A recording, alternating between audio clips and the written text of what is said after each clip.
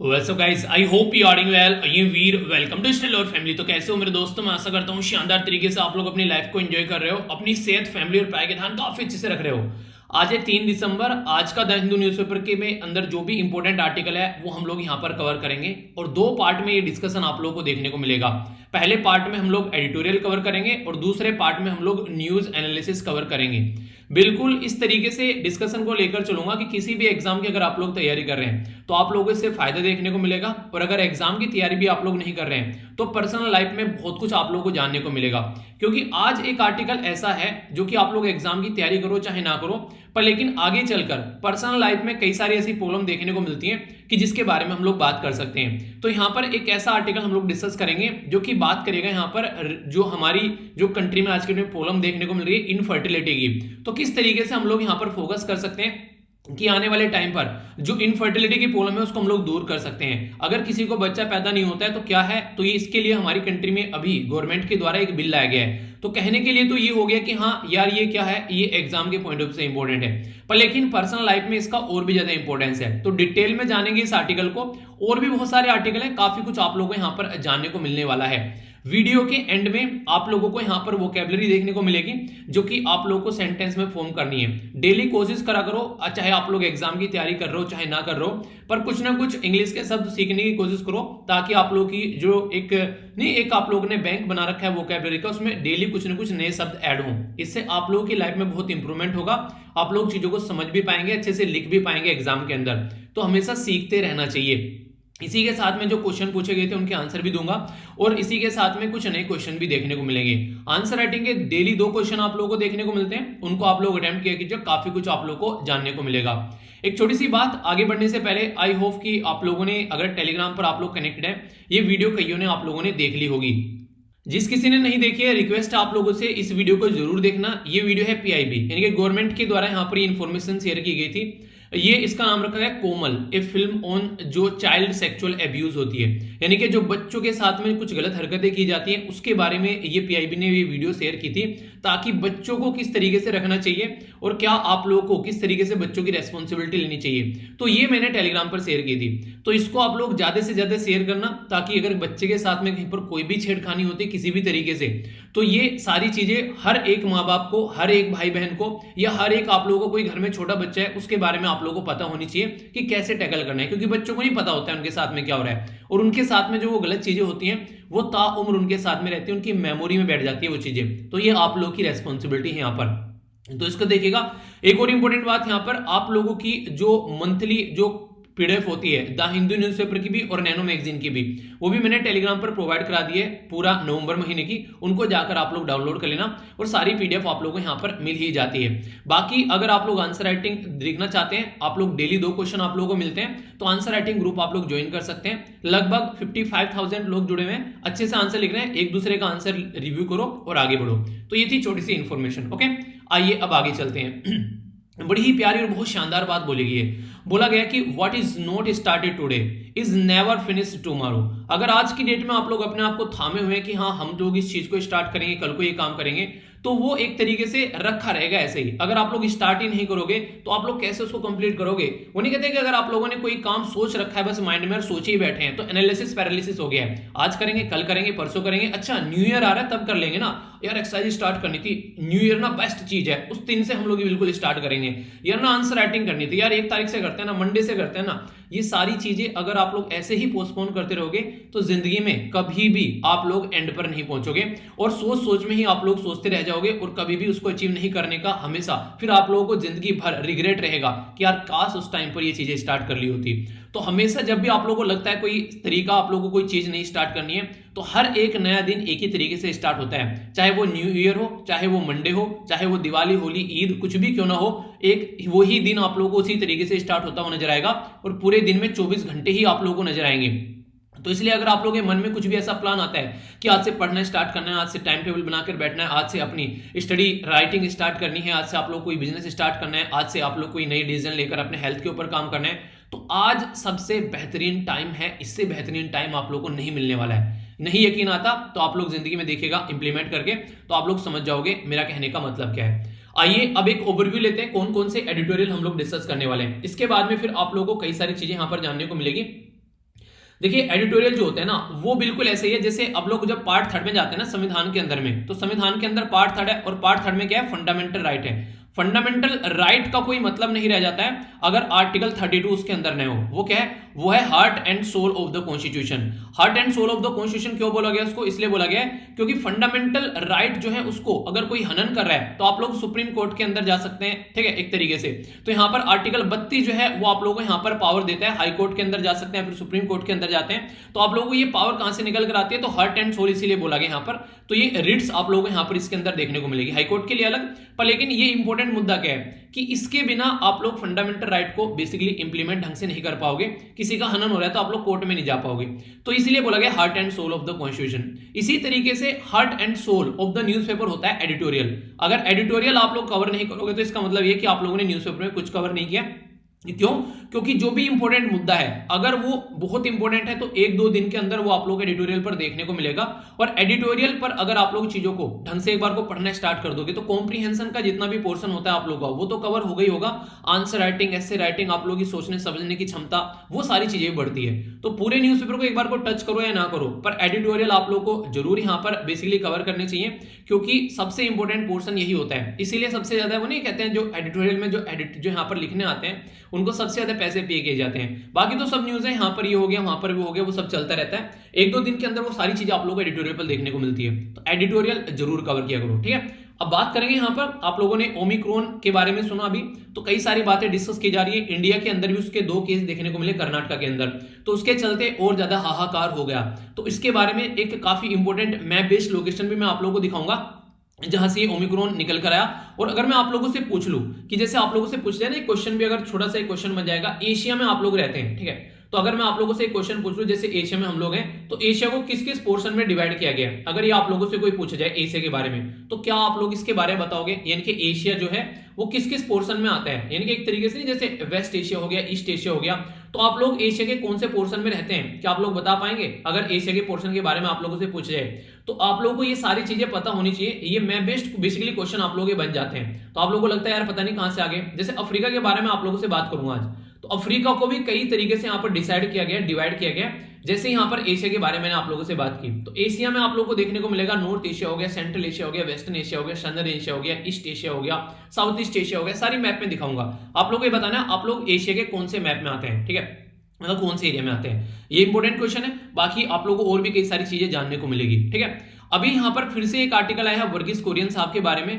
अभी उनकी 100 साल पूरे हुए हैं उनकी जो जिंदगी को, मतलब उनके जो बर्थ को, तो इसके ऊपर क्वेश्चन एग्जाम में भी बन सकता है कि क्या इंपैक्ट है उनका इंडियन एग्रीकल्चर सिस्टम के ऊपर में, ठीक है, क्या इंपैक्ट है उनका एक तरीके से कोऑपरेटिव सोसाइटी मूवमेंट के ऊपर में। तो इसके बारे में कई सारी बातें आप लोग को जानने को मिलेगी।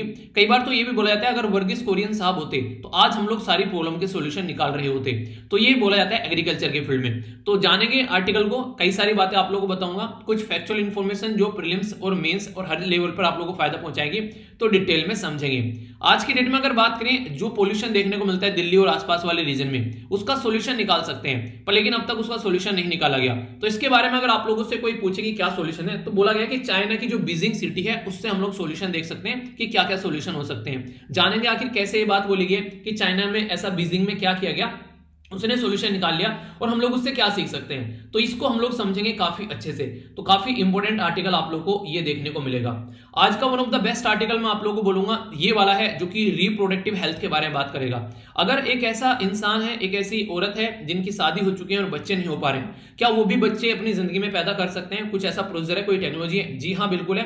कौन कौन सी टेक्नोलॉजी है और क्या क्या तरीके हैं, उसके ऊपर गवर्नमेंट एक बिल लेकर आई है, तो समझेंगे इसको काफी डिटेल में, तो आप लोग अच्छे से इसको अंडरस्टैंड कर पाएंगे। तो इसके बारे में हम लोग डिटेल में जानेंगे। यहां पर बात की जा रही है जो स्टेट गवर्नमेंट है तो उनको पॉपुलेशन कंट्रोल पर फोकस देना चाहिए, तो इसके बारे में बातें की जा रही है। तो कई सारी बातें आप लोगों को यहां पर भी जानने को मिलेगी, तो इसके बारे में भी हम लोग समझेंगे। इसको भी आप लोग एक तरीके से खासकर एक इंपॉर्टेंट आर्टिकल बोल सकते हैं क्योंकि कई सारे एरिया में अभी रिसेंटली चीजों को चेंज किया गया, खासकर यूपी के अंदर भी आप लोगों ने देखा ना कि यहाँ पर चेंज किया गया पॉपुलेशन से रिलेटेड जो एक एक्ट लेकर आए कि हाँ कैसे पॉपुलेशन को कंट्रोल करना है, तो वो बातें हैं। ये वाला आर्टिकल वैसे तो इंपॉर्टेंट नहीं है पर इसमें एक टर्म काफी इंपॉर्टेंट है जिससे आप लोगों का क्वेश्चन बन सकता है एग्जाम में। यहाँ पर पूछा जा सकता है और पूछा भी गया है, पूछा जा सकता नहीं पूछा भी गया है। एक पर्टिकुलर इंसान है जिनका नाम था कामराज, तो कामराज प्लान के ऊपर एग्जाम में आप लोग कई बार क्वेश्चन बन चुके हैं। तो बोला जा रहा है कि आंध्र प्रदेश में जो कि एक निकाल कर इसे तेलंगाना अलग कर दिया। अभी यहाँ पर प्रेजेंट 2019 में इलेक्शन होने के बाद में नई गवर्नमेंट चुनकर आई, ठीक है, जगनमोहन रेड्डी साहब की। तो उसके चलते यहाँ पर चीजें आप लोगों को देखने को मिली कि अभी यहाँ पर कामराज प्लान को फॉलो किया जा सकता है। तो ये स्टेट की पॉलिटिक्स के बारे में बात कर रहे हैं, पर लेकिन आप लोगों से वो नहीं पूछे, कोई आप लोगों से पूछे कामराज प्लान क्या था, तो ये इंपॉर्टेंट है। 1963 में जो चीफ मिनिस्टर थे यहाँ पर मद्रास के, मद्रास स्टेट बेसिकली बोले तो के कामराज थे यहाँ पर। तो के कामराज के द्वारा उस टाइम पर सजेशन किया गया हमारी जो प्राइम मिनिस्टर थे पंडित जवाहरलाल नेहरू जी को कि कांग्रेस को और ज्यादा बेटर तरीके से अगर आप लोगों को इंप्रूव करना है तो कांग्रेस के जो बुजुर्ग लीडर हैं उनको आप लोग क्या करो, उनको छुट्टी पर भेज दो। छुट्टी पर इस तरीके से इनको घर बैठा दो, नहीं, उसको आप लोग देख रेख में लगा दो।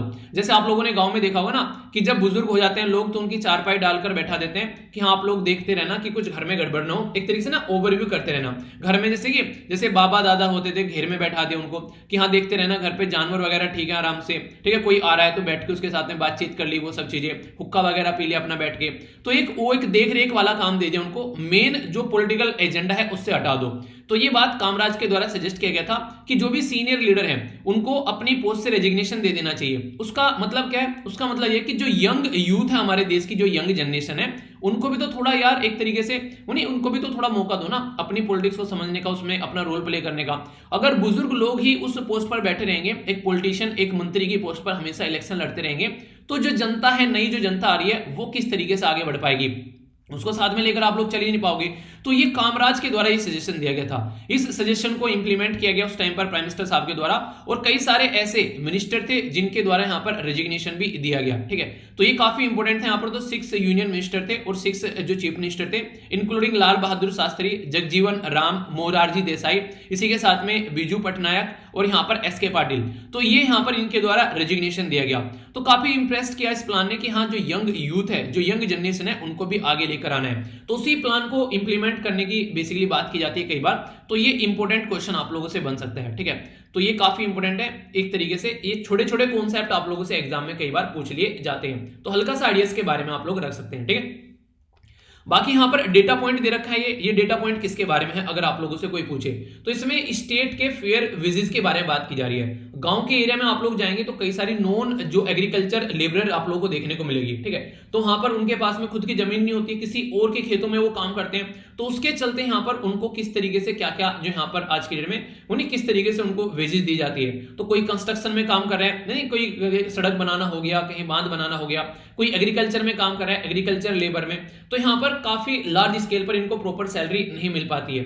तो वेज जो होती है यहाँ पर उसको प्रॉपर मिलनी चाहिए। लोवेस्ट अगर बात करें वो वेज फॉर ऑल 3 टाइप, यानी कि जैसे कंस्ट्रक्शन वाले हो गए, एग्रीकल्चर हो गए, नॉन एग्रीकल्चर हो गए, तो वेज ऑफ ऑल 3 टाइप जो वर्कर है यहाँ पर वो लोवेस्ट है इन गुजरात और मध्य प्रदेश में। तो ये काफी बड़ी बात है। गुजरात एक ऐसा राज्य जिसका मॉडल बताने की कोशिश की जाती है कि यार ये तो ना एक मॉडल राज्य है, इसको देखकर आगे बढ़ो। वहां पर आप लोगों को तीनों कैटेगरी में, कंस्ट्रक्शन की कैटेगरी में भी, इसी के साथ में यहां पर एग्रीकल्चर की कैटेगरी में भी और नॉन एग्रीकल्चर की कैटेगरी में भी सबसे कम वहां पर वेज आप लोगों को देखने को मिलेगी। वेज ऑल 3 कैटेगरी वर्कर में अगर बात करें हाईएस्ट कहां पर है? केरला के अंदर, इसी के साथ में जो जम्मू एंड कश्मीर के अंदर और तमिलनाडु के अंदर, ये यहां पर बोली गई है, ठीक है। तो ये इंपॉर्टेंट है यहाँ पर, इसके बारे में आप लोग याद रखते हैं। एक छोटा सा इंपॉर्टेंट पॉइंट है यहाँ पर जो कि आप लोगों से क्वेश्चन की फॉर्म में भी पूछा जा सकता है कि कहां पर ये सारी चीजें ऐसे आप लोगों को देखने को मिलती है। तो यहाँ पर कंस्ट्रक्शन, एग्रीकल्चर और नॉन एग्रीकल्चर लेबर के बारे में बात की जा रही है। अगर पहले के कंपेयर में बात करें, अभी यहाँ पर इनको आप लोग देखो प्रेजेंट टाइम पे इनकी जो सबकी वेज है बढ़ी है, थोड़ी थोड़ी सबकी वेज बढ़ी है आज की डेट में, पर लेकिन फिर भी उस अप टू द मार्क नहीं बढ़ी है जिस लेवल पर इन्फ्लेशन यानी कि महंगाई बढ़ गई है। तो ये बातें यहाँ पर बताई गई है, ठीक है। ये पूरा जो आप लोगों का ये डेटा पॉइंट है ये मैं टेलीग्राम पर प्रोवाइड करा दूंगा तो उसको आप लोग देख लेना, ठीक है। एक बच्चे के द्वारा तो यहाँ पर ये भी बोला गया कि सर टेलीग्राम पर सारी पीपीटी जो है पिक्चर की फॉर्म में प्रोवाइड करा दिया करो, ताकि मान लीजिए हम लोग को पढ़ना भी है तो अपना टेलीग्राम खोला, पिक्चर देखे और फटाफट हम लोग अपना रिवीजन कर लिए। तो अच्छा लगा वैसे तो प्लान, चलिए देखते हैं जो भी है, मतलब अच्छा लगा कुल मिला के मुझे। तो ये कई सारी ऐसी बातें देखने को मिलती हैं, ठीक है। तो ये है इसके बारे में, तो इसके बारे में आप लोग आइडिया रख सकते हैं।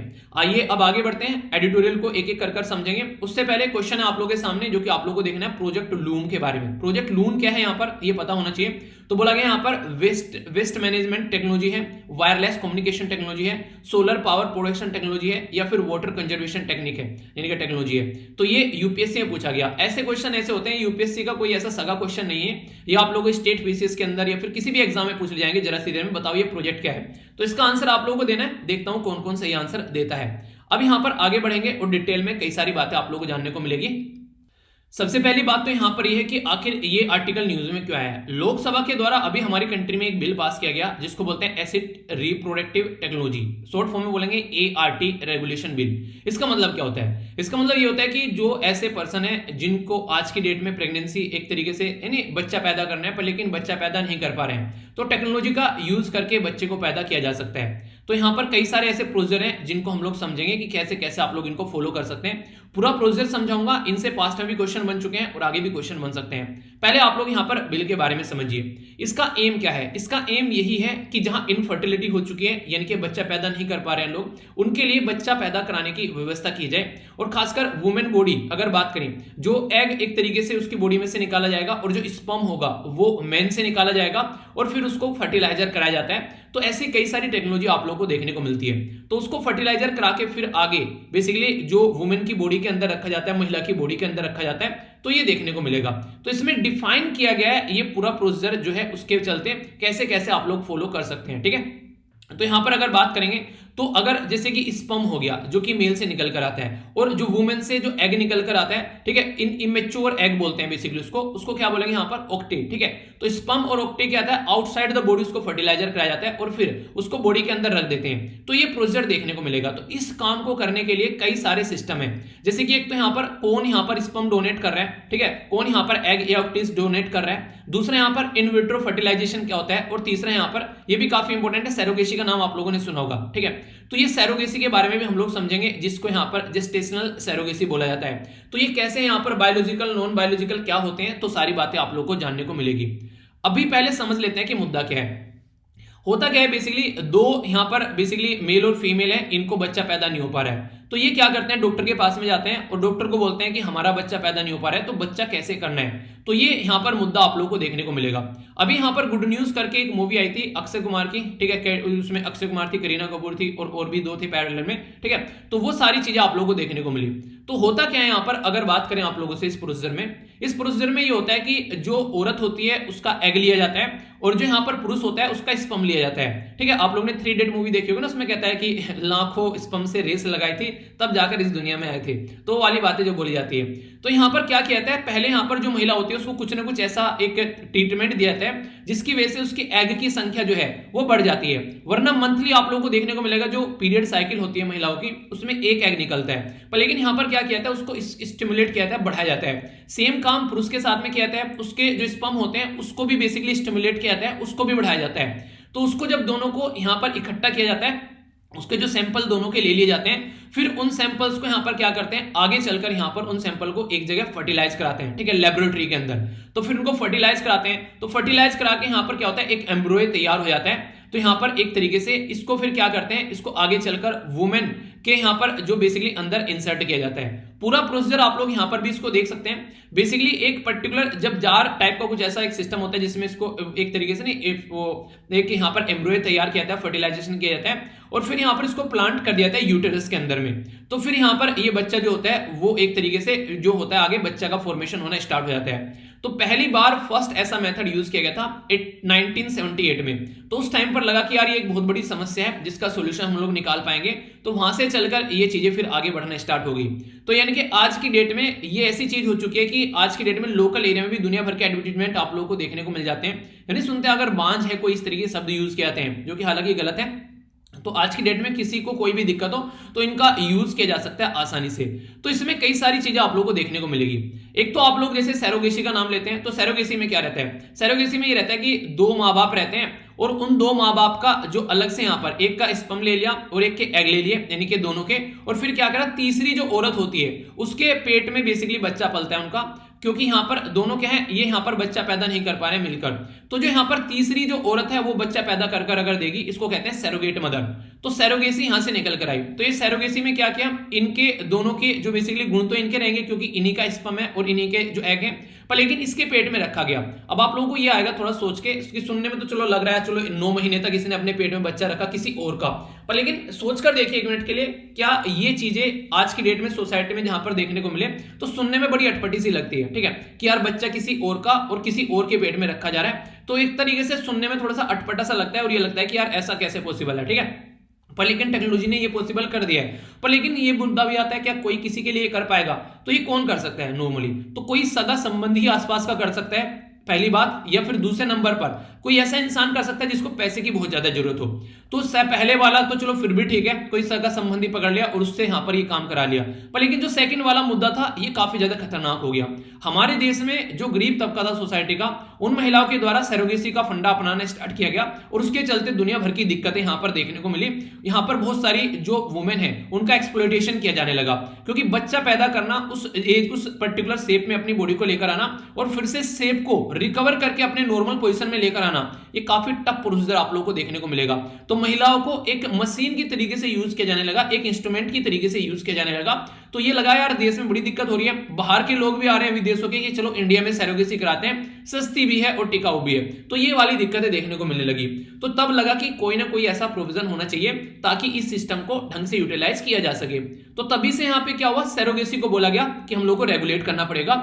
इंडियन के अंदर जो भी यहाँ पर ऐसे लोग हैं जिनकी कंडीशन खराब है, तो यहां पर अगर कोई ऐसा चाहता है तो खासकर किसके लिए होगा, जो मैरिड कपल है उनके लिए होगा। ऐसा नहीं कि कोई भी आकर यहां पर ये काम करा सकता है। तो वुमेन की एज बोला गया 20, यहां पर वुमेन की जो एज है नॉर्मली तो बोला गया 23 से 50 ईयर होनी चाहिए, और मैन की जो एज होनी चाहिए वो 26 से लेकर 55 होनी चाहिए। यानी कि एक तरीके से ये एज डिसाइड की गई। वुमेन की मतलब 18 साल से लेके 23 साल तक का। इसका मतलब यह कि उनकी शादी हो चुकी है लगभग 5 साल पूरे, और 5 साल में उनके खुद के बच्चे पैदा नहीं हो पाए, तो इसकी वजह से दिक्कत देखने को मिली और उनको लगा कि यहां पर इनफर्टिलिटी है।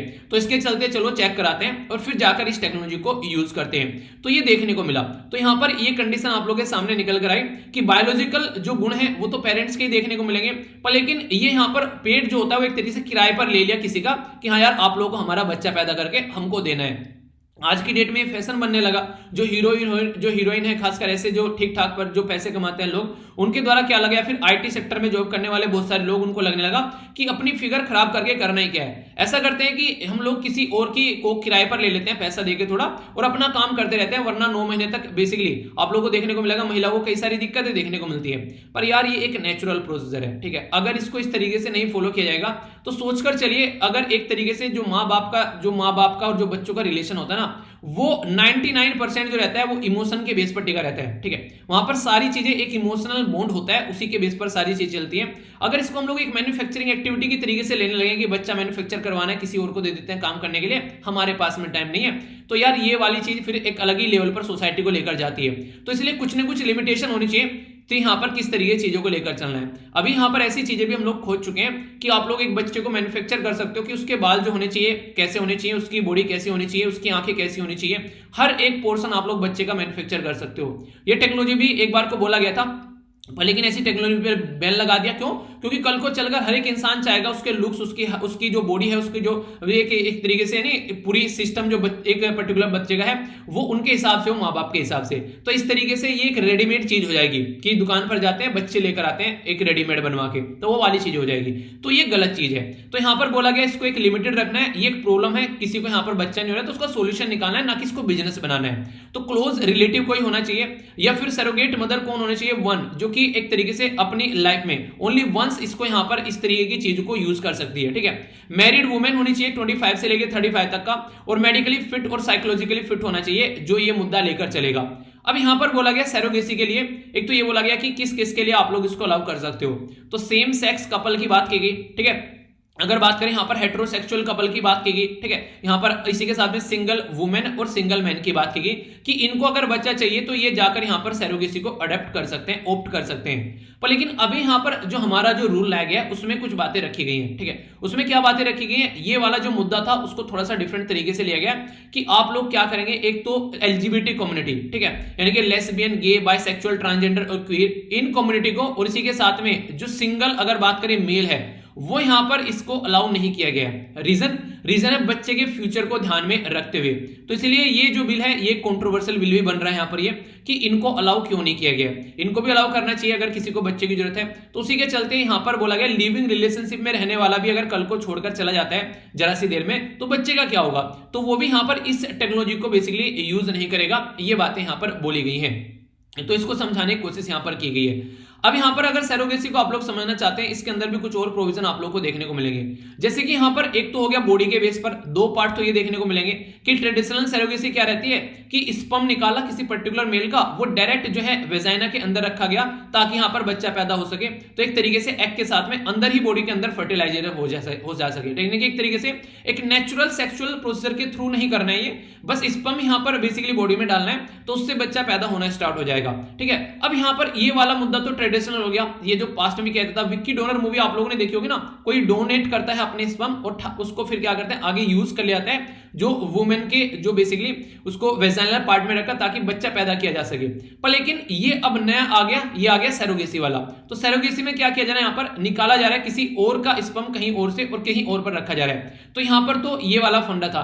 अभी यहाँ पर दो तरीके आप लोगों को देखने को मिलेंगे, ये है बेसिकली एल्ट्रुस्टिक सैरोगेसी, यानी कि एक ऐसा इंसान है जो किसी के लिए सैरोगेसी करना चाहता है अपनी इच्छा से, एक सोसाइटी के वेलफेयर के लिए। तो वेलफेयर तो खैर बोलना यहाँ पर गलत होगा, अपने ही परिवार का कोई सदस्य यहाँ पर ये काम कर सकता है। ठीक है, तो किस तरीके से कि अपनी किसी हेल्प करनी है किसी सगे संबंधी की। और दूसरा मैंने बोला कमर्शियल। तो इस तरीके से सैरोगेसी को भी यहाँ पर चार पार्ट में डिवाइड किया जाता है। तो कंफ्यूजन आप लोगों को नहीं होना चाहिए, दो तो बॉडी के बेस पर है और दो है यहाँ पर पैसे और उन सब चीजों के बेस पर, रिलेशन के बेस पर। अभी यहाँ पर मुद्दा समझ लेते हैं, अब बिल में क्या क्या बातें की जा रही है। अगर इतना खतरनाक ये काम है, कल को चलकर यहाँ पर बच्चे पैदा करने हैं और इस तरीके से उनको लेकर चलना है, तो यार इसके लिए रूल और रेगुलेशन तो होना चाहिए। वरना आप लोगों ने यहाँ देखिए नहीं, ओ माई गॉड वाली, नहीं ओ माई गॉड नहीं, गुड न्यूज वाली, उसमें कहता है मेरा फायदा कहीं और चला गया और उसका फायदा कहीं और आ गया। ठीक है, वो वाली बातें नहीं होती कि यहाँ पर एक तरीके से एक्सचेंज हो गए यहाँ पर स्पर्म, तो फिर क्या दिक्कतें देखने को मिल जाएगी। तो वो वाली मूवी में आप लोगों ने चीजें देखी होगी, तो वो खतरनाक चीज हो जाती है फिर। ठीक है, तो उसके चलते दिक्कतें देखने को मिलती हैं। तो बिल क्या बोलता है यहाँ पर, बिल ये बोलता है कि ART जो बैंक है, जो क्लिनिक है, उनको रजिस्टर करना पड़ेगा, तभी वो काम कर पाएंगे। किसके अंदर, national registry of bank and clinic of India के अंदर उनको रजिस्टर करना पड़ेगा। और ये जो रजिस्ट्री है यहाँ पर, ये एक तरीका डेटा तैयार हो जाएगा कि हाँ कहां पर ये सारी चीजें की जा रही है ताकि चीजों को ढंग से इंप्लीमेंट किया जा सके। क्लिनिक और जो बैंक है यहाँ पर, वो भी चीजों को आगे लेकर चलेंगे, देखना है कि एलिजिबल होने चाहिए, मतलब उनके पास में ढांचा तो होना चाहिए। मैं बोलूं कि मैंने आप लोगों को ऑफलाइन पढ़ाना स्टार्ट करना है और मेरे पास में बैठने की जगह ही नहीं है, मेरे पास में बेंच नहीं है, मेरे पास में आज के टाइम बोर्ड नहीं है, वहां पर कोई पानी पीना चाहता है, वॉशरूम जाना चाहता है, कोई फैसिलिटी नहीं है, तो क्या वहां पर आकर कोई झांकेगा कि यार यहाँ तो कोई दिक्कत ही नहीं है। एक तरीके बोलोगे अपने घर से ना अपने ना वो बोरे लेकर आना, उन पे बैठना नीचे। ठीक है, तो कितने बच्चे आ पाएंगे पहले ये बताइए, कितने आएंगे? अच्छा बोलिए यस या फिर नो। तो यहाँ पर होगा क्या, एक प्रॉपर सिस्टम तो होना चाहिए ना, कम से कम बेसिक फैसिलिटी तो होनी चाहिए ना। ये नहीं कि आप लोगों को वहां पर एक तरीके सबको चाय कॉफी पिलानी है, वो सारी चीजें अलग होती है, सबको पार्टी देनी है, ऐसा तो ना। पढ़ने के लिए आ रखे तो कम से कम पढ़ाया तो जाए, एक बोर्ड तो होना चाहिए, तो वो सारी चीजें तो होनी चाहिए। तो वो सारी चीजें तो वो चाह रही है कि फिजिकल ढांचा होना चाहिए कि हाँ उसके पास में एक स्पेशल यहाँ पर मैन पावर होनी चाहिए जो इस काम को कर सके, और एक तरीके से उसके पास में सारी फैसिलिटी होनी चाहिए कि इसको अंजाम तक पहुंचाया जा सके। तो 5 साल के लिए रजिस्ट्रेशन कराकर फिर से चेक किया जाएगा कि हाँ किस तरीके से इनके द्वारा ये काम किया जा रहा है। आगे कंडीशन क्या होनी चाहिए, बिल के अंदर में जो बातें की जा रही है कि ओनली रजिस्टर जो बैंक और क्लिनिक है वही काम करेंगे, कोई झोला छाप ये काम नहीं करेगा। अगर झोला छाप करेगा तो यहाँ पर जच्चा और बच्चा की जान जो है वो खतरे में पड़ सकती है। इंपॉर्टेंट बात यहाँ पर एज जो होनी चाहिए यहाँ पर, जैसे कि 21 साल है, ठीक है, मेल की एज, ठीक है, 21 साल से लेके 55 साल के बीच में आप लोग देखते हैं, और फीमेल की एज 23 से लेके यहाँ पर 35 तक देख सकते हैं। तो यानी कि एक मेल और फीमेल की बात की जा रही है, ये बात की जा रही है किसका सीमेन लेना है और किसके एग लेने हैं, तो उनकी एज के बारे में यहाँ पर बात की जा रही है। ठीक है, अगर बात करें यहाँ पर इसके नेक्स्ट बात करेंगे तो मैरिड वुमेन होनी चाहिए यहाँ पर, ऐसा नहीं कि कोई भी यहाँ पर कर सकता है, तो मैरिड वुमेन होनी चाहिए और कम से कम यहाँ पर 5 साल तक यह देखा जाए। ठीक है, यहाँ पर अभी इसको बोला गया एटलीस्ट 3 ईयर कर दिया गया घटाकर थोड़ा, ठीक है, पहले 5 साल बोला जा रहा था। ठीक है, तो इसमें यहाँ पर बोला जा रहा है कि वो उस चीज को ट्राई कर चुके हैं कि बेबी नहीं हो पा रहा है, तो फिर यहाँ पर जाएंगे। और इंपॉर्टेंट मुद्दा यहाँ पर है बैंक को सप्लाई एक तरीके से सप्लाई नहीं करना है जो गैमेट होता है, ऐसा नहीं कि वो किसी और के लिए सप्लाई कर दे बिना परमिशन लिए कुछ भी इस तरीके से, तो ये सारी चीजें भी नहीं होनी चाहिए। तो बेसिकली अगर गैमेट्स के बारे में बोले क्या होता है, तो जैसे स्पर्म हो गए मेल के और यहाँ पर एक तरीके से जो एग हो गया फीमेल का, तो ये आप लोगों को गैमेट देखने को मिलेगा, इसके बारे में बात की जा रही है। तो फीमेल का एग हो गया, ठीक है, ये एग सेल बोलते हैं, फिर ओवा बोलते हैं इसको, और यहाँ पर मेल का जो हो गया स्पर्म हो गया। तो ये कई बार ऐसे शब्द भी यूज कर जाते हैं एग्जाम में, तो इसके बारे में भी आप लोगों को पता होना चाहिए। तो यहाँ पर अभी मुद्दा क्या है कि नेशनल और स्टेट लेवल पर आप लोगों को बोर्ड बनाने पड़ेंगे, पावर और फंक्शन उनकी डिसाइड करनी पड़ेगी, कैसे कैसे इसको इंप्लीमेंट करना है। तो सेंट्रल गवर्नमेंट जो रहेगी वो ART जो पॉलिसी लेकर आएगी यहाँ पर, इसके चलते यहाँ पर ये इसको इंप्लीमेंट करने के लिए बोर्ड देखने को मिलेंगे, वो रिव्यू करेंगे कैसे कैसे चीजों को आप लोग इंप्लीमेंट कर रहे हैं, क्या क्या कोड ऑफ कंडक्ट लेके चल रहे हैं और किस तरीके से वेरियस ये चीजें आप लोग यहाँ पर लेकर चल रहे हैं, उसको यहाँ पर पूरा एनालिसिस किया जाएगा, यानी कि सबके ऊपर बैठकर ये चीजों को देखेंगे। तो मुद्दा अभी यहाँ पर यह है कि ये यहाँ पर कि इनको इंक्लूड नहीं किया गया और सिंगल मैन को इंक्लूड नहीं किया गया इस पर्टिकुलर सिस्टम के अंदर में। तो आगे चलकर ये कुछ एक्स्ट्रा बातें आप लोगों को देखने को मिलेगी। देखिए आर्टिकल में मत ढूंढना चीजें, आर्टिकल में बहुत कम चीजें आप लोगों को नजर आएगी, ये सारी चीजें एक्स्ट्रा इन्फॉर्मेशन होती है जो कि मैं आप लोगों को बताता हूं और यही पर्पज है आप लोगों का डिस्कशन सुनने का, वरना तो आर्टिकल में चीजें लिखी हुई तो वही बता दो तो फिर मतलब ही क्या रह गया। तो ये इसीलिए यहां पर डिटेल में आप लोगों को बताया जाता है सारी चीजें, ठीक है। हमारे देश में अगर बात करें तो यहां पर कई सारे केस आ चुके हैं, जैसे नवतेज सिंह जौहर का केस हो गया, पुत्ता स्वामी केस हो गया, नेशनल लीगल सर्विस अथॉरिटी वाला केस हो गया, जेंडर जो नहीं यहाँ पर राइट टू एक जेंडर आइडेंटिटी के बारे में बात करें, ट्रांसजेंडर वाला, और यहाँ पर ये हो गया एक तरीके से जो कि सुप्रीम कोर्ट का रूलिंग आई थी, सुरेश कोसाल जजमेंट हो गया, सेक्शन 377 के बारे में यहाँ पर ये बात की जाती थी जब। तो ये कई सारे केस हैं ऑलरेडी, यहाँ पर इन मुद्दों के बारे में बात करें कि सबको सारे हक मिलने चाहिए, ठीक है। तो ये वाली बात की गई। तो नवतेज सिंह जौहर वर्सेज यूनियन ऑफ इंडिया का केस किससे रिलेटेड था, एक तो आप लोगों को ये बताना है, ठीक है। और दूसरा यहाँ पर यह नाज जो फाउंडेशन वर्सेस जो गवर्नमेंट ऑफ दिल्ली का ये केस किसका था, तो ये क्वेश्चन है आप लोगों के लिए, आप लोग इनको बताइएगा, फिर कल इनका आंसर आप लोगों को दे दूंगा। और मैं वही क्वेश्चन आप लोगों से पूछता हूं जो आप लोगों को ऑलरेडी पढ़ा चुका हूं, ठीक है। तो ये आप लोग इनके आंसर जरूर दिया करो, फिर अगले दिन आप लोगों को देखने को इनके आंसर मिल जाते हैं। तो यह है बेसिक चीजें जिसके बारे में आप लोगों को पता होना चाहिए। इस तो ये पूरा एक आर्टिकल मैंने आप लोगों से डिस्कस किया, तो आप लोगों को इसको लेकर अब कोई भी कंफ्यूजन नहीं होना चाहिए, ठीक है। यहां पर चलते हैं, एक क्या मतलब इसके अंदर कई सारे आर्टिकल आप लोग बोल सकते हैं, क्योंकि यहां पर अलग अलग जो कॉन्सेप्ट मैंने बताए सारे डिटेल में, तो इसको समझाने का पर्पज यही था, ठीक है। आगे चलते हैं। यहां पर अब इंपोर्टेंट चीज क्या है, यहां पर अभी आप लोगों ने देखा किसके बारे में, ओमिक्रॉन के बारे में। और हाँ एक और छोटा सा आर्टिकल यहां पर है, बोला जा रहा है कि स्टेट को पॉपुलेशन के कंट्रोल के ऊपर फोकस देना चाहिए या फिर नहीं देना चाहिए। तो यहां पर अभी हमारी कंट्री में एक डेटा प्रस्तुत किया गया जिसको बोलते हैं नेशनल हेल्थ फैमिली सर्वे, तो 5वें नंबर का डेटा है। तो उसमें काफी इंपोर्टेंट मुद्दा यह था कि कॉन्ट्रासेप्शन यूज करनी चाहिए। अगर फैमिली प्लानिंग के बारे में बात करें तो वो मुद्दा प्लान एक तरीके से नहीं हो पा रहा है ढंग से, यानी कि फैमिली प्लानिंग वाला जो गवर्नमेंट के द्वारा मुद्दा लाया गया था उसके चलते आप लोगों को ज्यादा फोकस देना चाहिए। कॉन्ट्रासेप्शन जो मेथड है वो ज्यादा से ज्यादा लोगों तक पहुंचना चाहिए और उनको इसके बारे में अवेयरनेस होना चाहिए अगर पॉपुलेशन को आप लोग कंट्रोल करना चाहते हैं। तो हमारे देश में national programme for family planning लाया गया था 1952 में, पर लेकिन आज तक भी उसका कोई फायदा तो देखने को मिल नहीं रहा है। दुनिया में दूसरे नंबर पर सबसे ज्यादा पॉपुलेशन हमारा ही यहां पर देखने को मिल रही है। तो अगर लोगों को एजुकेट किया जाएगा, एजुकेशन प्रोवाइड कराई जाएगी, उसके चलते हेल्थ की सर्विस उनको प्रॉपर प्रोवाइड कराई जाएगी, कॉन्ट्रासेप्शन की सारी चीजें उनको प्रॉपर प्रोवाइड कराई जाएगी, उनको उसके बारे में इंफॉर्मेशन रहेगी, और सबसे बड़ी बात है कि अफोर्डेबल और सस्ती होनी चाहिए काफी, ताकि लोग उसको यूज कर सके। पता चला आप लोग अगर कॉन्ट्रासेप्शन के जो भी प्रोसीजर है, यानी कि जैसे कि जो भी यहाँ पर गोलियां वगैरह होती हैं, फिर जो भी प्रोसीजर होते हैं, अगर वो इतना महंगा रहेगा कि एक नॉर्मल इंसान नहीं खरीद पाएगा, तो फिर क्या होगा, बच्चे बढ़ते ही रहेंगे। तो बच्चे जो होने चाहिए, जो नारा आप लोग चलाते हैं बच्चे दो ही अच्छे, उसके लिए आप लोग को पॉलिसी लेकर आनी पड़ेगी। अभी फर्टिलिटी जो रेट है हमारे देश में वो घट गया है, जिसके चलते काफी ज्यादा न्यूज में भी था। तो एक नया सर्वे जो आया उसमें ये सारी बातें बताई गई हैं। तो यहां पर ये सारा जो सिस्टम होना चाहिए एक तरीके से, तो फोकस करना चाहिए पॉपुलेशन कंट्रोल के लिए कॉन्ट्रासेप्शन पर, ना कि फैमिली प्लानिंग पर, ताकि लोगों को दिक्कत हो तो फिर वो उसको एक्सेस कर सके। तो ये मुद्दा यहां पर इसके अंदर समझाने की कोशिश की गई है, ठीक है। तो ज्यादा नहीं है इसके बारे में, ये मोटी मोटी बातें यहां पर इनके द्वारा बताई गई है। अभी यहां पर एक काफी बड़ा मुद्दा हो रखा है ओमिक्रॉन वायरस का। ओमिक्रॉन वायरस जो है, ये इसके बारे में कुछ बातें मैं आप लोगों को बताऊं। ये एक ऐसा इशू बन चुका है जो कि बार बार न्यूज में आ रहा है और इसके चलते कई सारे कंफ्यूजन भी यहां पर देखने को मिल रहे हैं। जैसे कि यहां पर ओमिक्रॉन वायरस जो है वो कहां से निकल कर आया, तो इसके बारे में कंफ्यूजन है। आप लोगों को पहले मैं एक एरिया बताऊंगा जिसको आप लोग समझ पाएंगे अच्छे से। मैं बात करूंगा अफ्रीका कॉन्टिनेंट के बारे में। जैसे अपनी कंट्री यहां पर देखने को मिलेगी आप लोगों को इधर, ठीक है, और यहां से आप लोगों को ये अफ्रीका कॉन्टिनेंट देखने को मिलेगा। पूरा मैप में एक बार देखिए, ये है अपनी प्यारी कंट्री और ये है यहां पर अफ्रीका कॉन्टिनेंट। अब अफ्रीका कॉन्टिनेंट किस किस पोर्शन में डिवाइडेड है, तो यहां पर आप लोगों को ये नजर आएगा ईस्टर्न अफ्रीका है, ठीक है, ये वाला पोर्शन हो गया, ठीक है। सेंट्रल अफ्रीकन है, ये वाला पोर्शन हो गया। इसी के साथ में नॉर्दर्न अफ्रीकन है, ये वाला पोर्शन हो गया। सदर्न अफ्रीकन है, ये वाला पोर्शन हो गया। और यहां पर ये है वेस्टर्न अफ्रीकन, ये वाला पोर्शन हो गया। हम लोग जो बात करेंगे आर्टिकल वो रहेगा सदर्न अफ्रीकन के ऊपर। कई बार आप लोगों ने मैप में, कई बार आप लोगों ने सुना होगा कि ओमिक्रॉन जो है वो सदर्न अफ्रीका से निकल कर आया। वो साउथ अफ्रीका नहीं बोल रहे हैं, वो सदर्न अफ्रीका बोल रहे हैं कई जगह। तो सदर्न अफ्रीका क्यों बोले थे स्टार्टिंग में, क्योंकि स्टार्टिंग में जब यहां पर सैंपल लिए गए तो बोट्सवाना और यहां पर जो बेसिकली जो साउथ अफ्रीका से सैंपल निकल कर आए, यानी कि दो डेट में सैंपल इकट्ठे किए गए। जब यहां पर एक तरीके से, एक तो शायद डेट थी यहां पर 19 और एक थी 23 नवंबर।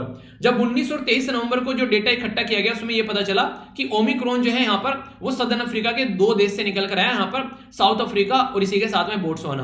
पर लेकिन कुछ और सैंपल पहले से ही कलेक्ट कर रखे थे साउथ अफ्रीका से, तो उसके चलते यहां पर ये देखने को मिला कि यार ये अभी वाला जो सैंपल है उससे भी पहले ऑलरेडी ओमिक्रॉन जो है वो साउथ अफ्रीका से निकल के यहां पर आ चुका है। तो इसलिए कंफ्यूजन हुआ कई सारे आर्टिकल में लिखा गया कि ओमिक्रॉन जो है यहां पर बोट्सवाना से है, कईयों ने बोला साउथ अफ्रीका से है, पर लेकिन अब कंफर्म हो चुका है कि यहां पर 19 तारीख और 23 नवंबर को जो यहां पर सैंपल इकट्ठे किए गए थे उसके अलावा और पहले से सैंपल इकट्ठे कर रखे थे साउथ अफ्रीका से, उनसे अभी यहां पर इसको निकाल कर लाया गया। तो अब ये कंफर्म हो गया है, ठीक है। मैंने भी आप लोगों को बोट्सवाना पढ़ाया था एक आर्टिकल के अंदर, क्योंकि उस टाइम पर ये कंफ्यूजन चल रहा था इन चीजों को लेकर। अभी यहां पर कंफर्म हो गया है कि साउथ अफ्रीका से निकल कर आया। पर लेकिन अगर साउथ अफ्रीका और सदर्न अफ्रीका में डिफरेंस नहीं पता होगा तो क्वेश्चन गलत कर दोगे एग्जाम में।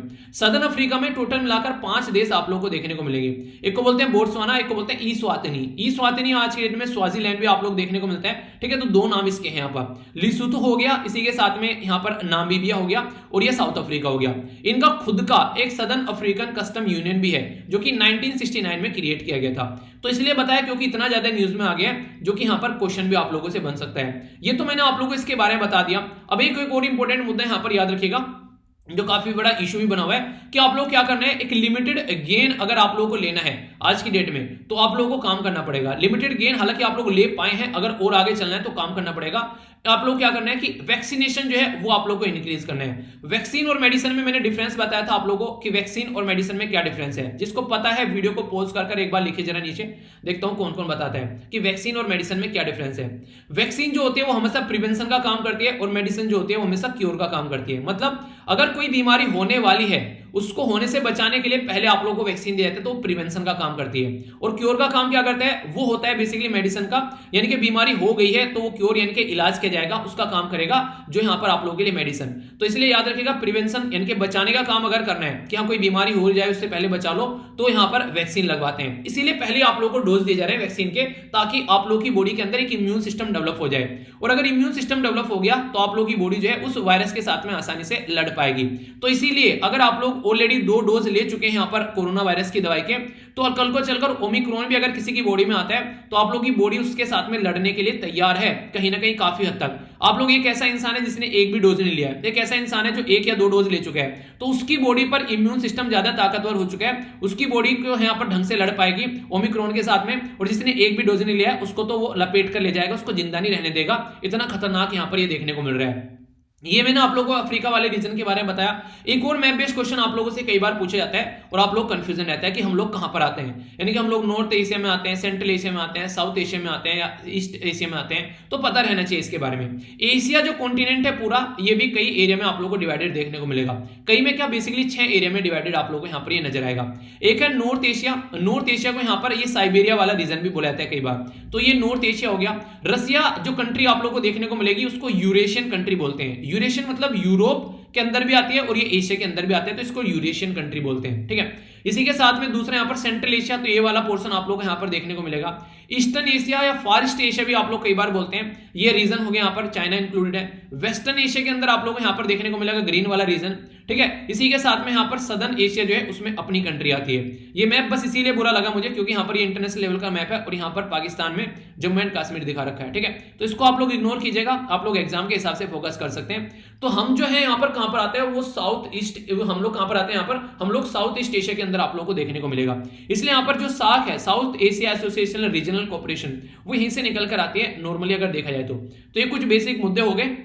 अब यहां पर मैं आप लोगों से क्या क्या बातें करने वाला हूं उसको आप लोग सुनिएगा ध्यान से, तो ये समझ में आ गया कहां से ये निकल कर आया, तो ये आप लोगों ने देख लिया।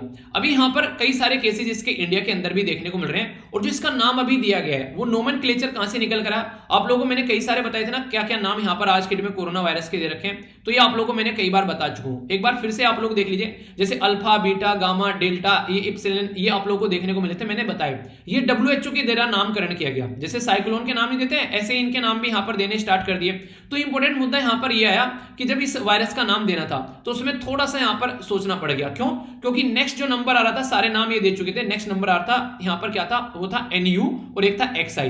तो ये जो XI था यहां पर, ये क्या है आप लोग देखते हैं, ये सी जिनपिंग, तो चाइना के अंदर इसको नाम यूज किया जाता है। तो कल को पता चला कि यहां पर ओमिक्रॉन है वो चाइना का प्रेसिडेंट है, तो ये वाली दिक्कतें देखने को मिल सकती थी। तो चाइना के साथ में कोई कंफ्यूजन ना हो, क्योंकि एक पॉपुलर सरनेम है चाइना के अंदर, तो इसलिए इसको यूज नहीं किया गया। ठीक है, दूसरा जो न्यू था यहाँ पर उसको इसलिए नहीं यूज किया गया क्योंकि इसका मतलब होता है न्यू, यानी कि इसको कंफ्यूजन ना कर जाए लोग और सबसे ज्यादा क्लैरिटी माइंड में रहनी चाहिए, तो इसलिए यहाँ पर इसको यूज किया गया। तो ये दो नाम यहाँ पर यूज नहीं किए गए, वरना ये सारे नाम जो है ग्रीक वर्ड के ये यूज किए जा चुके हैं। तो अभी यहाँ पर ओमिक्रॉन इसका नाम रखा गया, तो यहां से इसको निकाल कर लाया गया। तो ये कंफ्यूजन आप लोगों को नहीं होना चाहिए कि इसका नाम कैसे हुआ। तो ओमिक्रॉन यहाँ पर WHO के द्वारा इस तरीके से नाम दिया गया। हमारे देश में अगर बात करें आज के में 44 के करीब जो इंडियन है वो दोनों डोज ले चुके हैं और 82% यहाँ पर एक डोज ले चुका है। तो जो बचे हुए यहाँ पर 28% बच गए। अब उनको अगर कोई भी वायरस लगेगा तो उनको छोड़ेगा नहीं, ये वाली कंडीशन आप लोग बोल सकते हैं। एक काफी अच्छा स्टेप उठाया गया यहाँ पर, कई सारे देश भी कर रहे हैं यहाँ पर ये काम। और यहाँ पर अभी बात करें केरला राज्य के अंदर भी शायद ये बात बोली गई है कि अगर आप लोग यहाँ पर अपना डोज नहीं लगवा रहे हैं आज के डेट में कोविड-19 की दवाई का, तो आपको हॉस्पिटल की कोई भी फैसिलिटी यहाँ पर देखने को नहीं मिलेगी। फायदा क्या है इसका? फायदा यह है कि जब यार आप लोग खुद ही अपनी हेल्थ के बारे में अपना जो ध्यान नहीं रख पा रहे हैं, तो स्टेट को आप लोग के पास में टैक्स पेयर की मनी खर्च करें, तो एक अच्छी बात यहाँ पर बोली गई। तो ये एक अच्छा इलाज यहाँ पर निकल गया। इसी के साथ में इंपॉर्टेंट मुद्दा यहाँ पर यह है कि ओमिक्रॉन जो है वो वेरिएंट ऑफ कंसर्न बन चुका है। वेरिएंट ऑफ कंसर्न यानी कि दवाई इसके ऊपर कम इंपैक्ट डालेगी, अब नया कुछ करना पड़ेगा। तो ओमिक्रॉन है B11529, डेल्टा है यहाँ पर B16172.2, यहाँ पर गामा है P.1 और डेल्टा है बीटा है यहाँ पर B.1.351 और ये है यहाँ पर अल्फा B.1.1.7। तो ये अलग अलग कंट्री से निकल कर है। सदर्न अफ्रीकन इसीलिए बोला गया स्टार्टिंग में क्योंकि कंफ्यूजन चल रहा था कि बोट्सवाना है या फिर साउथ अफ्रीका है, तो अब आप लोग साउथ अफ्रीका भी यहाँ पर बोल सकते हैं। ठीक है, अगर बात करें यहाँ पर ये आप लोग को देखने को मिलेगा इंडिया में, इसको पहले यहाँ पर आइडेंटिफाई किया गया। इसी के साथ में ब्राजील, साउथ अफ्रीका और ब्रिटेन। ये इसका मतलब ये नहीं कि यहीं पर ही ये निकले हैं, मिलने के लिए तो कहीं और भी सकते हैं, पर आइडेंटिफाई सबसे पहले कहाँ किया गया वो रहता है। तो इसको वेरिएंट ऑफ कंसर्न की कैटेगरी में रखते हैं। काफी तेज ट्रांसमिट कर पाता है, जल्दी से जल्दी यहाँ पर ये इंपैक्ट डालता हुआ एंटीबॉडी के पकड़ में नहीं आता है। तो ये सारी चीजें आप लोग को यहाँ पर नजर आएगी। ऐसे यहाँ पर वेरिएंट ऑफ इंटरेस्ट याद रखिएगा, दो है MU जिसको B1621 बोलते हैं और लैम्डा जिसको C37 बोलते हैं। तो वेरिएंट ऑफ इंटरेस्ट यानी कि इसके ऊपर भी फोकस दो, कल को चलकर ये भी दिक्कत क्रिएट कर सकते हैं। तो कई सारे बच्चे हैं कोरोना टोरोना मोरोना पोरोना ये जो आप लोगों को देखने को मिले, तो इसमें ये चीजें निकल कर आती है। अब यहाँ पर एक वर्ड यूज क्या होगा आप लोगों ने, वेरिएंट। तो वेरिएंट क्या होता है, इनके अलग अलग तरीके के हो गए, पहला कुछ और था दूसरा कुछ और था। तो RNA के अंदर चेंज आप लोगों को देखने को मिलेगा, राइबो न्यूक्लिक एसिड, जिससे नया यहाँ पर निकल कर आता है। तो न्यू स्ट्रेन यहाँ पर बन जाती है, उसके चलते यहाँ पर इसके बारे में याद रख सकते हैं। तो अभी इसी के चलते बात ये की जा रही है, एक इंपॉर्टेंट मुद्दा यहां पर ये बोला गया आर्टिकल में। इस आर्टिकल को आप लोग पढ़ भी सकते हैं, एग्जाम के लिए आप लोग इस आर्टिकल को पढ़ सकते हैं। जो मैंने बताया कि आप लोगों ने डेली मैंने बोला था एक आर्टिकल दूंगा, तो आज यहां पर कॉम्प्रिहेंशन के लिए इस आर्टिकल को आप लोग पढ़ लेना। इसमें बोला क्या गया कि अभी आप लोग को एक तो दवाई बढ़ानी पड़ेगी, दूसरे इंपॉर्टेंट मुद्दे इनके द्वारा ये बोले गए कि देखो जब यार पहली बार यहां पर कोरोना वायरस निकल कर आया था ना, ये यहां पर नवंबर 2019 में, तो चाइना ने छुपा लिया था, किसी को बताया नहीं था। फिर यहां पर ये नवंबर में आया था और जनवरी में लोगों को पता चला कि ऐसा कुछ हो रहा था 2020 में, जब तक यहां पर काफी लार्ज स्केल पर ये त्रासदी मचा चुका था। तो यहां पर चाइना को काफी ज्यादा क्रिटिसाइज किया गया, पर लेकिन अभी बोट्सवाना और साउथ अफ्रीका ने ये तुरंत सबको बता दिया। 24 को यहां पर पता चला और 25 तक 26 तक यहां पर इसको वेरिएंट ऑफ कंसर्न डिक्लेयर कर दिया। तो यहां पर साउथ अफ्रीका को भी इसका और बोट्सवाना को भी इसका खामियाजा भुगतना पड़ा, क्योंकि कई सारे लोगों ने तुरंत वहां पर एक तरीके से ना उनके साथ में संबंध थोड़े टाइट कर दिए एकदम, वो सारी कई सारी दिक्कतें देखने को मिली। तो कोई बता रहा है या नहीं बता रहा है, ये लोगों के रिएक्शन के ऊपर भी डिपेंड करता है कि आप लोग उसको रिएक्ट कैसे करते हो। अगर आप लोग उसको रिएक्ट अपोजिट में करोगे तो फिर वो बताएगा क्यों, तो ये वाली चीजें आप लोगों को देखने को मिलेगी। तो यहाँ पर कहीं ना कहीं चीजों को लेकर चलना चाहिए। बेल्जियम और जर्मनी के अंदर भी ओमिक्रॉन आज के दिन में पहुंच गया, तो वहां तो इसका ओरिजिन है नहीं, तो लोग विजिट कर रहे हैं उसकी वजह से देखने को मिलता है। तो WHO को यहाँ पर प्रॉपर गाइडलाइन फॉलो करके चलनी चाहिए। और जहां जहां पर भी दवाइयां नहीं है, जैसे अफ्रीका कॉन्टिनेंट में बहुत कम स्केल पर हम लोग दवाई प्रोवाइड करा पाए हैं, तो वहां पर मिलजुल कर हम लोग को दवाई प्रोवाइड करानी चाहिए। ये भी काफी इंपॉर्टेंट है, वरना दिक्कतें देखने को मिलेगी। ठीक है, तो यहां पर ये कई सारी बातें हैं जो कि आप लोग समझ सकते हैं। जाते जाते एक किताब जरूर याद रखेगा, invisible empire, the natural history of virus, ये यहां पर है पर्नेलाल। ठीक है, तो ये इनके द्वारा किताब लिखी गई है, तो क्वेश्चन एग्जाम में बन सकते हैं जिस तरीके से वायरस जो है वो सोसाइटी पर इंपैक्ट डाल रहे हैं। तो ये यहां पर पूरा मुद्दा था जो मैंने आप लोग को अच्छे से समझाया। तो कोई कंफ्यूजन नहीं होना चाहिए, वायरस कहां से निकल कर आया, किस रीजन में क्या क्या बातें हैं, कैसे नाम रखा गया, तो सारी बातें आप लोग यहां पर समझ सकते हैं। इसी के साथ में हेल्थ के बारे में याद रखिएगा, सस्टेनेबल डेवलपमेंट गोल तीसरा है, उसमें हेल्थ के बारे में अलग से आप लोगों को टोटल मिलाकर 9 ये इंडिकेटर देखने को मिलेंगे। 17 सस्टेनेबल गोल को यहां पर 169 बेसिकली कैटेगरी में डिवाइड किया गया अलग से, तो ये आप लोग इसको समझ सकते हैं। तो हेल्थ के बारे में कुछ भी लिखने की जाए तो इसके मुद्दों को आप लोग थोड़ा थोड़ा याद जरूर रखिएगा, तो इसके बारे में बात की जा रही है, ठीक है। तो इंपॉर्टेंट था, कोई कंफ्यूजन यहां पर नहीं होना चाहिए। नेक्स्ट जो इंपॉर्टेंट आर्टिकल यहां पर निकल कर आ रहा है, ये इंपॉर्टेंट आर्टिकल है वर्गीस कुरियन साहब के बारे में।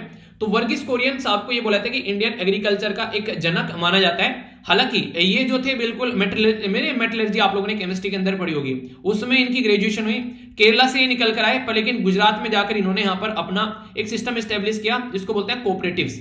तो कोऑपरेटिव्स का मुद्दा इनके द्वारा एस्टेब्लिश किया गया। 26 नवंबर 1921 में जन्म हुआ था, और हम लोग डिस्कस अभी कर रहे हैं यहां पर 2021 के अंदर में। तो इसका मतलब ये हो गया कि 100 साल इनके जन्म को पूरे हो चुके हैं। तो इनकी जो लास्ट सांस ली गई इनके द्वारा वो 9 सितंबर 2012 में ली गई। तो माना यह जा रहा है कि आज की डेट में भी अगर वर्गीस कुरियन साहब होते तो कुछ ना कुछ सॉल्यूशन यहां पर निकाल ही लेते, इतने ऑप्टिमिस्टिक माइंड के इंसान थे।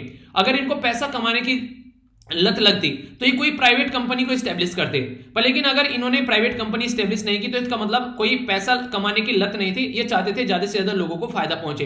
इसलिए इसने यहां पर गवर्नमेंट का पीएसयू भी नहीं बनाया, पब्लिक सेक्टर अंडरटेकिंग बोलते हैं ना, वो भी नहीं बनाया। क्यों? क्योंकि उसमें गवर्नमेंट की सारी चलती, और यहां पर क्या होता, उसमें ये होता बेसिकली कि कोई भी अगर वहां पर आईएएस है या फिर कोई भी अपॉइंट किया गया कोई पर्सन है तो वो अपने हिसाब से काम चलता, तो इनको इंडियन ब्यूरोक्रेसी पर भी कोई विश्वास नहीं था। इसलिए इन्होंने फोकस क्या किया, कोऑपरेटिव सोसाइटीज बनाई, जिसमें क्या होता है कोऑपरेटिव सोसाइटीज में, उसमें ये होता है कि प्रॉफिट जो होता है वो सब में डिस्ट्रीब्यूट होता है। यानी कि एक तरीके से आप लोगों को बोलने लगे कि मोहल्ले में आप लोगों को साफ सफाई करने के लिए एक सोसाइटी बनाने की, इस मोहल्ले में सबको साफ रखना है, तो वहां पर साफ सफाई रखने के लिए इंस्ट्रूमेंट वगैरह आप लोगों को लाने पड़ेंगे, सारी चीजें कोई ना कोई वहां पर साफ करने वाला होना चाहिए, उसको देख रेख करना है, ठीक है, झाड़ू वगैरह वो सारी पोछे वगैरह वो सब चीजें देनी पड़ेगी। तो इसके चलते आप लोग पैसा इकट्ठा करेंगे, ठीक है, तो वहां से प्रॉफिट भी फिर आप लोगों को देखने को मिलेगा। कोई गंदगी नहीं है तो हेल्थ के प्रॉफिट आप लोगों को देखने को मिलेंगे। लोग बोलेंगे वाह यार कितनी अच्छी सिटी है, इंदौर है ना, अभी कई बार आप लोगों ने देखा होगा वो हाईएस्ट कैटेगरी में आती है जब क्लीननेस की बात करते हैं, तो वो वाली सारी चीजें आप लोगों को देखने को मिलेगी। वहां पर आईपीएल भी इंक्लूड किए गए। आईपीएल का मतलब एक तरीके से इंदौर प्रीमियर लीग, तो वहां पर इंदौर प्रीमियर लीग चलाएगी ये लोगों को अवेयर करने के लिए। तो ऐसे ऐसे कई सारे स्टेप ग्राउंड लेवल पर उठाए गए ताकि लोग अवेयर हो सके। तो कोऑपरेटिव सोसाइटीज में क्या रहता है, अगर प्रॉफिट होता है तो सबको डिस्ट्रीब्यूट होता है, तो यहां पर क्या होता है अगर नुकसान होता है वो भी सबको होगा। तो इसमें इसलिए लोग जो है मिलजुल कर अच्छे लेवल पर काम करते हैं। अगर एक ही इंसान को प्रॉफिट हो रहा है और एक ही इंसान को नुकसान हो रहा है तो प्राइवेट कंपनी होती है बेसिकली। इसलिए आप लोगों ने कई बार देखा होगा जब कोई कंपनी स्टैब्लिश की जाती है तो उसमें क्या रहते हैं, मैक्सिमम लोग रहते हैं सैलरी वाले पर्सन। तो कई बार उनको इससे फर्क नहीं पड़ता है कंपनी ऊपर जा रही है नीचे जा रही है, उनकी सैलरी मिलती रहनी चाहिए। पर हाँ कंपनी ज्यादा नीचे चली जाएगी तो उनको निकाल कर बाहर फेंक देंगे, ये इंपैक्ट पड़ेगा। तो इसलिए कोशिश ये की जाती है कि खासकर एक कोऑपरेटिव सोसाइटीज इस तरीके से बनाएगी ताकि मुद्दे को आगे लेकर चला जा सके। तो हमारे देश में जो एग्रीकल्चर की जितनी प्रॉब्लम थी, अगर ये होते तो ये माना जा रहा है हम लोग उसका सोल्यूशन निकाल सकते थे। आज की डेट में जिस तरीके से किसान प्रॉब्लम फेस कर रहे हैं उसका सोल्यूशन निकाल सकते थे, क्योंकि कोऑपरेटिव्स का जो मॉडल इनके द्वारा लाया गया उसने काफी अच्छे से हमारे देश में लार्ज स्केल पर फायदा पहुंचाया। इसीलिए यहां पर जिस तरीके से इनके द्वारा काम किया गया, अमूल जो इनके द्वारा बनाया गया, आनंद जो इनके द्वारा पूरा पैटर्न तैयार किया गया, इनको रमन मैग्सेसे अवार्ड मिला 1963 में, पद्म श्री मिला 1965 में, पद्म भूषण मिला 1966 में और पद्म विभूषण मिला 1999 में। तो यहां पर इसीलिए इनको father of white revolution of India भी बोला जाता है, क्योंकि इनके द्वारा ये सारे काम किए गए। नेशनल मिल्क डे 26 नवंबर को इन्हीं का जन्मदिन है जो हम लोग यहां पर सेलिब्रेट करते हैं। तो जैसा रिवॉल्यूशन हम लोग यहां पर फूड के फील्ड में लेकर आए, ऐसा रिवॉल्यूशन एग्रीकल्चर के हर एक प्रोडक्ट के फील्ड में हम लोग लेकर आ सकते हैं। हर एक फील्ड में हम लोग एक नया वर्गीस कुरियन जो है वो तैयार कर सकते हैं, अगर रियलिटी में इनका जो टेक्नोलॉजी वाला फंडा है, इनका जो पैटर्न है, अगर वो फॉलो करके चलेंगे तो कोई लालच में नहीं पड़ेगा। तो इसी के चलते हमारे संविधान में संशोधन भी किया गया था। 97th कॉन्स्टिट्यूशन में अमेंडमेंट किया गया कि कोऑपरेटिव्स फॉर्म करना आप लोग का फंडामेंटल राइट बना दिया। आर्टिकल 19 के तहत आप लोग जाकर कोऑपरेटिव फॉर्म कर सकते हैं, तो ये फंडामेंटल राइट की कैटेगरी में डाला गया। स्टेट गवर्नमेंट के लिए भी यहां पर पावर दी गई आर्टिकल 43B के तहत। ये क्वेश्चन एग्जाम में पूछे गए रिसेंटली अभी, तो इंपॉर्टेंट है यहां पर काफी ज्यादा। तो कोऑपरेटिव यहां पर होने चाहिए, उनको सपोर्ट करना चाहिए। तो ये बोला गया। स्टेट गवर्नमेंट की जो लिस्ट है उसमें आप लोगों को कोऑपरेटिव्स का मुद्दा देखने को मिलेगा।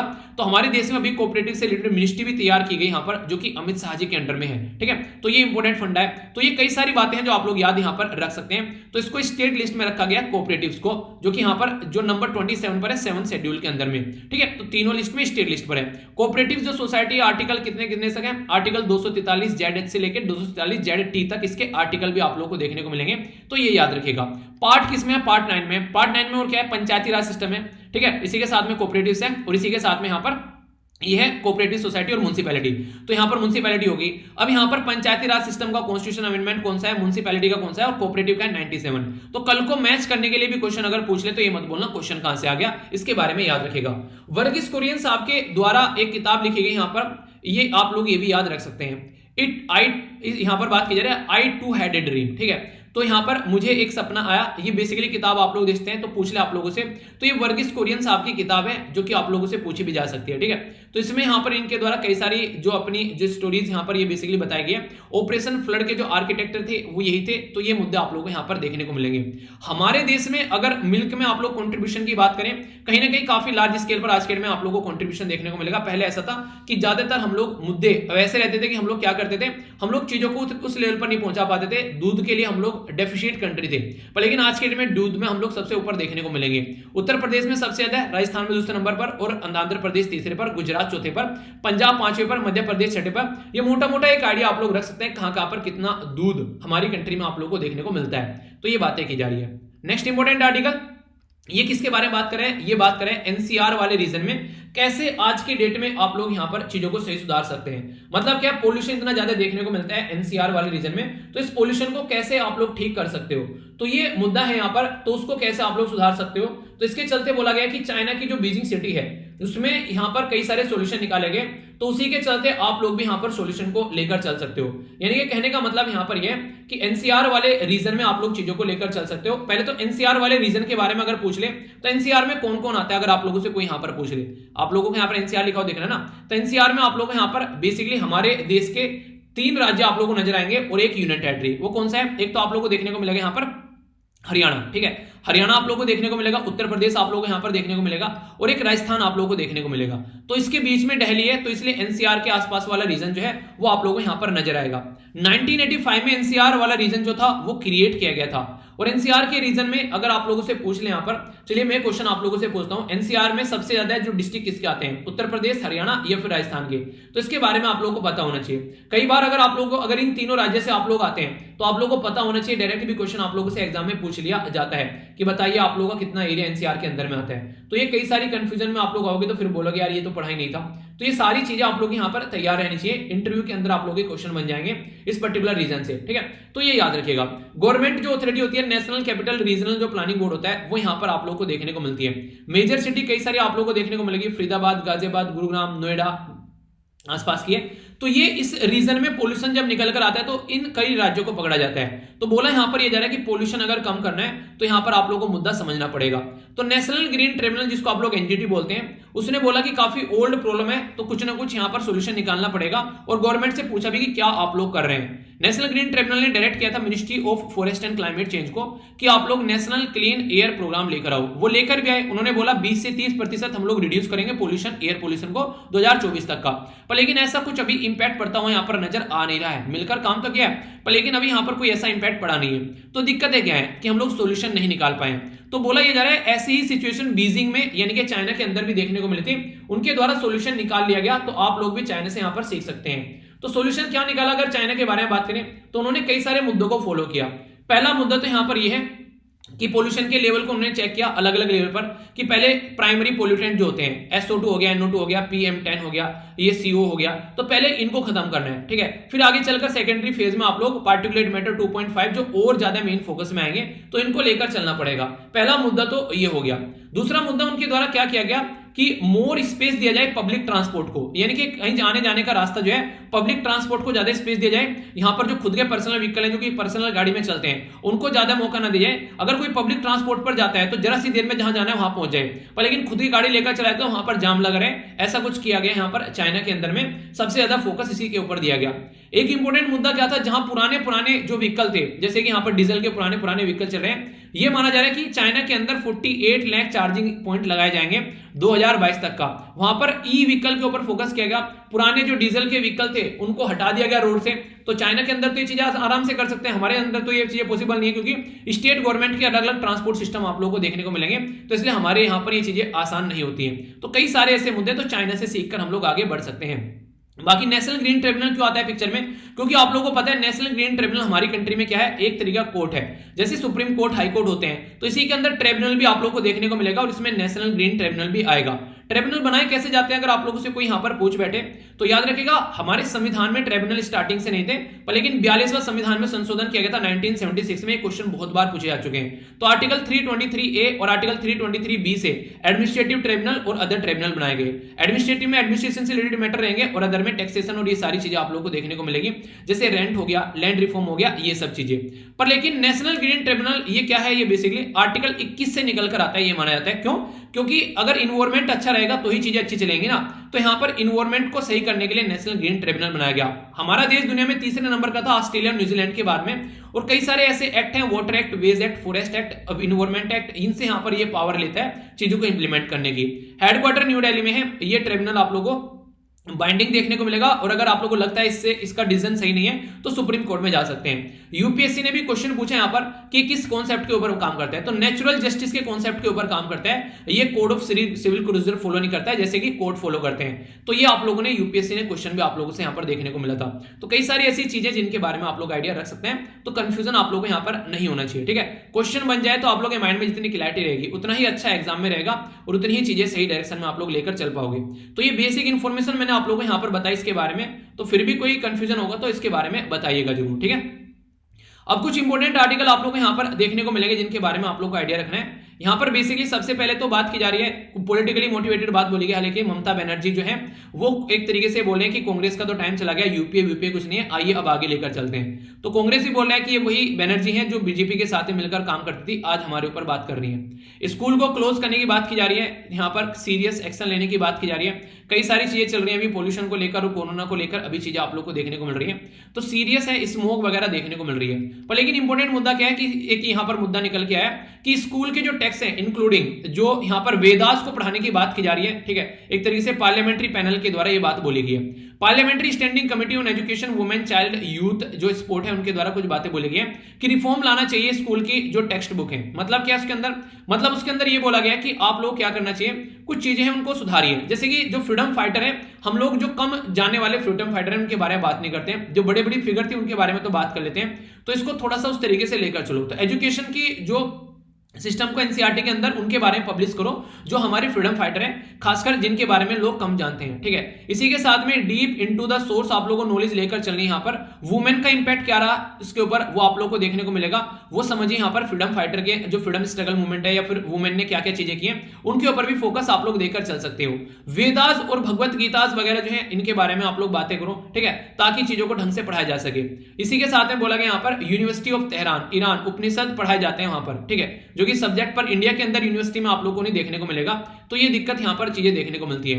8th शेड्यूल के अंदर भी चीजें जो है बेसिकली एनसीईआरटी जो टेक्स्ट बुक है वो पब्लिश की जाती हैं। तो ऑल द 8th शेड्यूल के अंदर में यहां पर तो ट्रांसलेट किया जाए उनको लोकल लैंग्वेज में भी, ताकि उसको और ज्यादा लोगों तक मदर टंग में पहुंचाया जा सके। और चिल्ड्रन फ्रेंडली टेक्स्ट बुक बनानी चाहिए। जिन लोगों को दिखाई नहीं देता है उनके लिए ऑडियो विजुअल आप लोग इंटरेक्टिव सेशन बना सकते हैं। तो ये कई सारे मुद्दे यहां पर निकल कर आए, तो इंपॉर्टेंट है, याद रखिएगा। साइबर अटैक के बारे में बात की गई, 26,000 इंडियन की जो है बेसिकली साइट्स जो है यहाँ पर हाइक होती हुई नजर आई 10 मंथ के अंदर में। तो ये कई सारे इनिशिएटिव है हमारी कंट्री में साइबर अटैक के बारे में जब आप लोग बात करते हैं। साइबर सुरक्षित भारत, साइबर स्वच्छ केंद्र, ठीक है, इसी के साथ में ऑनलाइन साइबर रिपोर्टिंग पोर्टल, ये सारी चीजें आप लोग को देखने को मिलेगी। तो ये कई सारे हैं, जैसे कि यहाँ पर नेशनल क्रिटिकल इंफॉर्मेशन इंफ्रास्ट्रक्चर ये प्रोटेक्शन है, इसी के साथ में इंफॉर्मेशन टेक्नोलॉजी एक्ट है और नेशनल साइबर, ये आप लोग को यहाँ पर नजर आएगा। ठीक है, नेक्स्ट यहां पर बात की जा रही है कि यहां पर डैम को लेकर केरला के द्वारा तमिलनाडु को वार्न किया गया है कि यार पानी छोड़ा करो तो बता दिया करो, ऐसा ना करो, यहां पर हमारे यहां दिक्कत देखने को मिलती है। ये डैम है मुल्ला पेरियार डैम, जो कि केरला के अंदर देखने को मिलेगा और यहां पर तमिलनाडु के अंदर ये इसका यूज किया जाता है, पावर इसके अंदर तमिलनाडु के अंदर में। तो पानी छोड़ना है रखना है, तमिलनाडु के अंदर पावर आती है। तो ये लगभग 126 साल पुराना हो चुका है, तो इसको लेकर कई सारे इशू चलते हैं। तो ये कई बार हम लोग डिस्कस भी कर चुके हैं, आगे फिर से इसके ऊपर आर्टिकल आएंगे तो हम लोग और डिटेल में इसको समझ लेंगे। ठीक है, आगे बात की जा रही है पोल्यूशन आप लोगों को मिटाना है, तो यहां पर बात की गई थी ग्रेडेड रेस्पॉन्स एक्शन प्लान होना चाहिए। तो ये कई साल हो चुके हैं, लगभग 4 साल ये प्लान लेकर आए थे, अब तक दिल्ली में पोल्यूशन खत्म नहीं हुआ। तो यहां पर कोर्ट जो है वो भी यहां पर बोल रहा है गवर्नमेंट पर कटाक्ष कस रहा है और कई सारी और चीजें आप लोग को देखने को मिल रही है। दिल्ली में यहां पर एक स्कीम है, यहां पर मुख्यमंत्री तीर्थ यात्रा योजना, तो उसके चलते बात की जा रही है दिल्ली अयोध्या यात्रा। ठीक है, तो ये है यहाँ पर बेसिकली एक एडवर्टीजमेंट था, तो आप लोगों को पता होना चाहिए, कई बार पूछ लिया जाता है। ठीक है, आगे चलते हैं। यहाँ पर बात की जा रही है श्रीलंका में क्राइसिस देखने को मिल रहे हैं जो, उसको सुधारने की कोशिश की जा रही है। तो श्रीलंका के जो मिनिस्टर हैं ये हमारी कंट्री की विजिट पर भी आए, तो इसी के चलते बात की जा रही है। अब इंडिया से पैसा मांग रहे हैं, अब तक चाइना की गोद में बैठे हुए थे, चाइना को बेच चुके हैं अपना ईमान, अब इंडिया से क्या ये एक्सपेक्ट कर रहे हैं पता नहीं। तो ये कई सारी चीजें हैं जो हल्का सा आइडिया के बारे में आप लोग रख सकते हैं, कई बार क्वेश्चन पूछ लिए जाते हैं आप लोगों से। ठीक है, तो कंफ्यूजन नहीं होना चाहिए। इंडिया और यूरोपियन यूनियन जो है उनके द्वारा डिसाइड किया गया कि आगे चलकर क्लीन एनर्जी को आगे लेकर चलेंगे। 2023 तक का यहां पर अभी प्रोग्राम को लेकर चल रहे हैं, तो पार्टनरशिप कर रहे हैं क्लीन एनर्जी के फील्ड में। तो कोऑपरेशन किया जाएगा, इंडिया यूनियन किस तरीके से काम कर सकती है, ग्रिड वगैरह, सोलर पार्क वगैरह, मार्केट वगैरह, कैसे एनर्जी प्रोजेक्ट को कैसे लेकर चलना है, पैसा कहां से आना है, वो सारे मुद्दे देखने को मिलेंगे। India European union high level एक तरीके से जो आप लोग यहाँ पर smart grid replication, identification, possible opportunity क्या क्या है वो है, और one world one grid one initiative के बारे में भी, उसको भी आगे लेकर चलने की बात की जा रही है। तो उसके बारे में ये मुद्दा है जो कि आप लोग थोड़ा सा याद इसके बारे में रख सकते हैं। ठीक है, आगे बात करें अगर यहां पर, ये क्वेश्चन मैंने आप लोगों से पूछा था और कई सारे अच्छे आंसर दिए गए यहाँ पर, ये डोली गांधी के द्वारा काफी अच्छे आंसर दिए गए। आप भी क्वेश्चन के आंसर दिया करें जो आप लोगों से पूछे जाते हैं। ठीक है, तो यहाँ पर नेटो वगैरह के बारे में ये क्वेश्चन मैंने आप लोगों से पूछे थे, तो कंफ्यूजन आप लोगों को नहीं होना चाहिए, तो इसके बारे में याद रखिएगा। एक ये क्वेश्चन था जो मैंने आप लोगों से पूछा था यहाँ पर कल, इसका आंसर अगर आप लोग देख पाएंगे तो इसका आंसर ए है, क्योंकि इस तरीके से क्वेश्चन आप लोग पूछेंगे तो कई बार आप लोगों से यहाँ पर देखने को मिलेगा। तो आंसर नासा के द्वारा यहाँ पर यह बनाया गया था, इसके बारे में आप लोगों को पता होना